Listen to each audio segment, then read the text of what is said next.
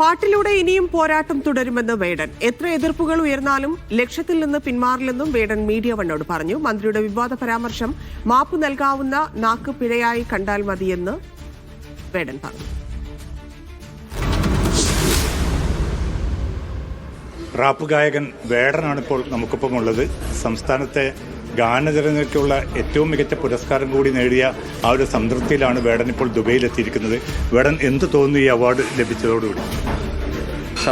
സന്തോഷത്തിലാണ്. പ്രത്യേകിച്ച് ഞാനൊരു ഇൻഡിപെൻഡൻ്റ് ആർട്ടിസ്റ്റ് ആണല്ലോ. അപ്പോൾ അങ്ങനെ ഇൻഡിപെൻഡൻ്റ് ആയിട്ട് പ്രവർത്തിക്കുന്ന ഒരാൾക്ക് സിനിമാ മേഖലയിൽ നിന്ന് അതും സംസ്ഥാന അവാർഡ് കിട്ടുക എന്ന് പറയുമ്പോൾ അതിമധുരമാണ്. പിന്നെ നമ്മളൊരു ന്യൂ കമ്മറും കൂടിയാണല്ലോ.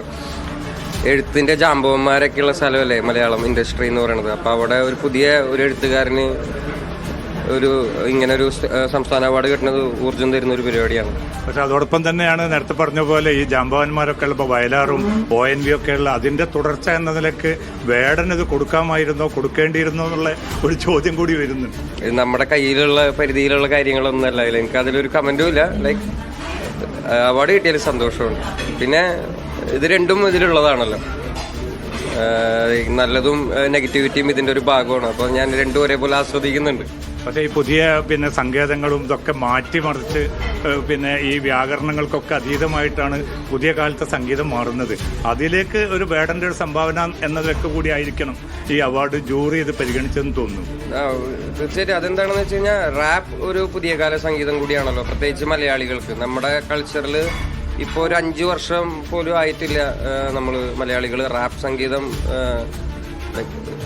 പൊതുവെ എല്ലാവരും കേൾക്കാൻ തുടങ്ങിയിട്ട്. അപ്പം അങ്ങനത്തെ ഒരു സമയത്താണ് നമുക്കിത് കിട്ടണത്.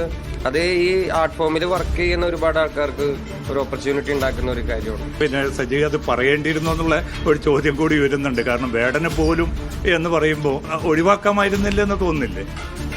വാക്ക് പഴച്ചാവുന്നേ. അതിനിപ്പോൾ പുള്ളിക്കാരനെ കുറേ പേര് എന്തൊക്കെയോ പറയുന്നുണ്ട്. ലൈക്ക് എനിക്കതിൽ പ്രത്യേകിച്ച് വിഷമമൊന്നുമില്ല.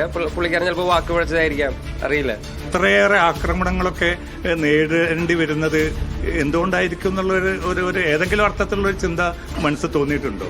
തീർച്ചയായിട്ടും. ഞാൻ സംസാരിക്കുന്ന രാഷ്ട്രീയവും ഞാൻ എടുക്കുന്ന നിലപാടുകളൊക്കെ തന്നെയാണ് ഇങ്ങനത്തെ ഒരു പ്രശ്നങ്ങളിലേക്ക് ഞാൻ പോകുന്നത്. പക്ഷേ ഞാനത് ആസ്വദിക്കുന്നുണ്ട്. ഞാൻ കംഫർട്ടബിളായിട്ട് ജീവിച്ചിട്ടുള്ള ആളല്ല. അപ്പം എൻ്റെ എഴുത്തുകളിലും ഒരു കംഫർട്ടബിൾ ഇല്ലായ്മ എപ്പോഴും നിലനിൽക്കും. അത് പിന്നെ പുതിയ തലമുറയെ അത് ഏറ്റെടുക്കുന്നു എന്നുള്ളത് അതും ആൾക്കാരെ അത്ഭുതപ്പെടുത്തുന്നുണ്ട്.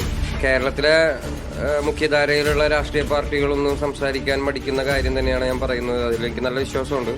അപ്പോൾ അത് ഇപ്പോഴത്തുള്ള പിള്ളേർക്ക്, ഇപ്പോഴുള്ള യങ് ജനറേഷനും മനസ്സിലാവുക, അവർ ആ പൊളിറ്റിക്സിനെ കുറിച്ച് അറിയുക എന്നുള്ളത് ഭയങ്കര സന്തോഷം ഉണ്ടാക്കുന്ന കാര്യമാണ്.